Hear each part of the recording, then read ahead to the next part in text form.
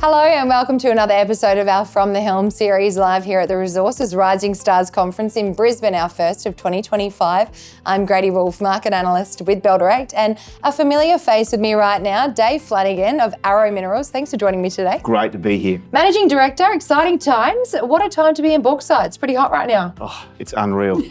But basically, and to be in that business in Guinea. So Guinea doesn't just have the best, highest grade iron ore deposit in the world. It's number one in bauxite in tonnes and in quality, and it's great to be there. And Trump tariffs recently, does that have any impact to what you're doing or not really in the outlook yet? People are talking about it and they're realising the importance of aluminium for the world. And I reckon that's great. It gives us a chance Put you on the radar. On the radar, aluminium's important. It's the best future-facing metal there is, I reckon. And what's the latest with the deposit and the project you have there? I know you're on the same rail line as Rio. Yeah, so for a junior company, we can't go into a country anywhere really and build our own railway line. No way. We're there because there's a multi-user railway line and we can get access to it. So our bauxite projects are about 100 k's away. Vale drilled it out in 2007. Very nice of them. Yep, we love them. We love that. Thank you very much, Vale. But since they did it, bauxite prices tripled.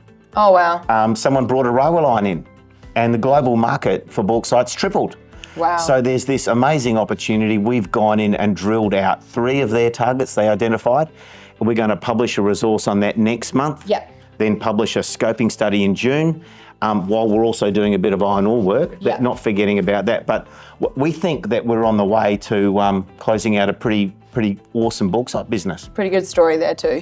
What's the significance of Guinea? Why is mining there so favourable? Yeah, it's a really good question. So because there's been an absence of infrastructure, like the railway line essentially wasn't there. Yeah, you couldn't do anything. Like you might say, well, why is it all still there? Yeah. So because there was no railway line, the geology in all these deposits have kind of been preserved. Well, untouched, yeah. Yeah, so what do you do? It's a bit like going back to the Pilbara in the 1960s. Okay. So as a geologist, it's just unbelievable to walk around and find. Like we've published an exploration target on our project of 170 to 340 million tonnes. Wow. So that's like we're talking 3 to 4 million ounces everywhere. It is. So that's like saying we think we've got a target for between 5 and 10 million ounces of gold. Wow.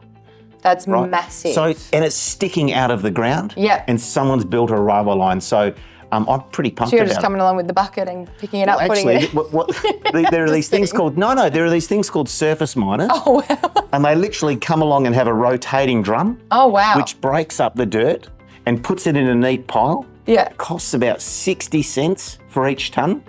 And then we pick up that dirt and put it on a truck and it's gone. Oh my gosh. So the actual mining, it's more like gardening. It's more like gardening. So we've got a mining engineer who we think that he overrates himself a bit. I think it's not mining. Inflated prices. He's very good at logistics. We love him. We love Jeremy. He's very good at supply chain and all the logistics. But the hard part in this project is not the exploration and it's not the mining. Okay. So end use of bauxite, Trump's put it back on the radar. What is the end use? Is it in the green energy transition for our investors who may not know? Well, it's basically, just think of, it's a proxy for global growth. Yeah. Everything that's built that's got an aluminium window frame in it, aluminium door handles. So defence industry, everything. And all the aeronautics, all the planes are aluminium, all of that, all of the solar panels, all of the Teslas, a lot of engine parts, a lot of high voltage power lines, the really big ones that are going in. Aluminium can perform a replacement to copper. If copper price gets too high, demand shifts into aluminium for some things. So the world, and beer cans. Oh, who doesn't love a beer can? Beer comes in cans. Beer is important, everyone. In moderation, of course, ladies and gentlemen. And not while mining. And not for your kids. Exactly. So that's what we're here for. Can you give us an update on the iron ore project? So the iron ore project is awesome. So it's located 25 k's from the railway line. We've signed an MOU with Bow Steel to take our product at the rail. We just deliver it to there. All of the network is saying it confirms our suspicions of producing a 67% grade hematite fines. And there's more to find. So our tenement there immediately adjoins the Simandou project, where they have, and on that tenement, immediately south of us, the collective, they have 4.6 billion tonnes at 65. Wow. So it's inconceivable we don't have more of that. Insane. So we'll keep exploring. Yeah. But for the time being, the simplicity of the bauxite wins. Yeah. The proximity of that to the bauxite, railway line and the commodity market and the ability to fund it and the demand from parties wanting to buy into that project to help us fund that project wins. Astronomical. Yep. It's on a global scale. It is. And it actually might be my first chance to run a company that's got a real tier one asset. And I'm really excited about it. We're excited too. Dave Flanagan, thanks for your time today. We always love catching up with you. And we can't wait to see what 2025 has in store for Arrow. And resources in March. And resources in March. Yep, okay.